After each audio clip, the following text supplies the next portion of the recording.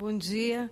Vocês vão me desculpar o nervosismo, é porque esse é um ambiente que não é muito costumeiro para mim, né? Bom, senhoras e senhores, saúdo essa mesa na pessoa do nosso senador Aníbal Diniz, que muito tem orgulhado a população acreana. Cumprimento o senador Jorge Viana, vice-presidente da Casa, e que presidia essa sessão até há pouco. Agradeço à deputada federal Janete Capiberibe pela proposição do nome do Chico como patrono do meio ambiente brasileiro, e também todos que votaram a favor, é lógico, né? Binho, nosso ex-governador, né? A Zezé, pela organização do livro Vozes da Floresta, mas também pelo empenho com que colabora com tudo que a gente faz lá no Acre, na Semana Chico Mendes, deputado Cibá, que propôs a sessão na Câmara. Bom, como o senador Jorge Viana já justificou aqui, quem representaria a família nessa fala seria minha irmã Helenira, mas ela, por motivos de saúde, não pôde vir, e a mãe, então, teve que ficar também para acompanhá-la nesse momento, né? Mas eu escrevi aqui algumas coisas que eu considero importante, aproveitando o momento e as circunstâncias, né? Bem, há 25 anos, tentaram calar uma voz que falava de direitos, de liberdade e de justiça. Mas aqueles que tentaram calá-lo só fizeram que hoje, 25 anos depois, ele fosse ouvido com mais força. A voz do Chico foi a poronga, e para quem não sabe, poronga é a luz que o seringueiro leva na cabeça para iluminar os caminhos dele quando ele vai tirar a borracha.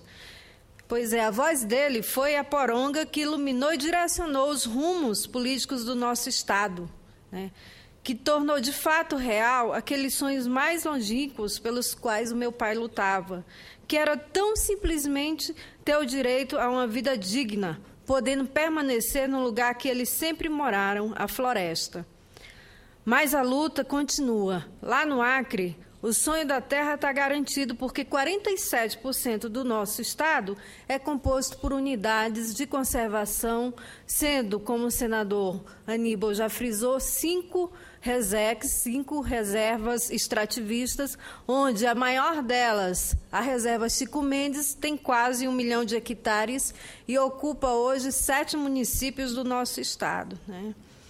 O sonho da educação na floresta, da produção, está garantido, mas sabemos que essa não é a realidade de outras regiões do nosso país e que ainda há muito mais a fazer para garantir direitos às populações tradicionais, garantir que direitos, inclusive já conquistados, à custa de vidas, não sejam surrupiados por grupos que ainda hoje tentam enlamear o nome do Chico e a luta dele, e de tantos outros no Pará, no Amazonas, no Maranhão, onde quer que tenha uma voz que faça cor ao Chico.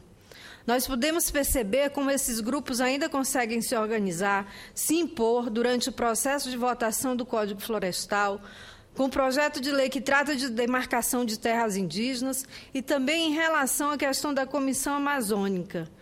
Que coisa, né? Onde até representantes de comunidades se tornam tão pequenos, o debate se torna tão pequeno. Sabemos que o fato de ter um seringueiro como patrono do meio ambiente brasileiro deve perturbar muito aqueles que exploram, perseguem e que escravizam minorias, extrativistas, produtores familiares, ribeirinhos, quilombolas, comunidades indígenas, todos eles garantindo a sobrevivência e a preservação da floresta.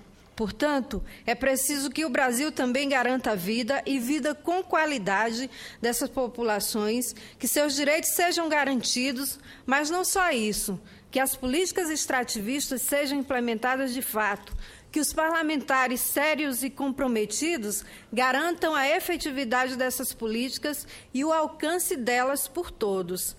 A não efetividade das políticas, dos implementos de gestão, a fragilidade física e estrutural de nossos órgãos ambientais permite que lá na Reserva Chico Mendes, por exemplo, esteja acontecendo hoje a venda e a ocupação ilegal de terras por pessoas que não têm o perfil extrativista, essas pessoas, e que inclusive leva justamente ao aumento de desmatamento que a deputada já mencionou.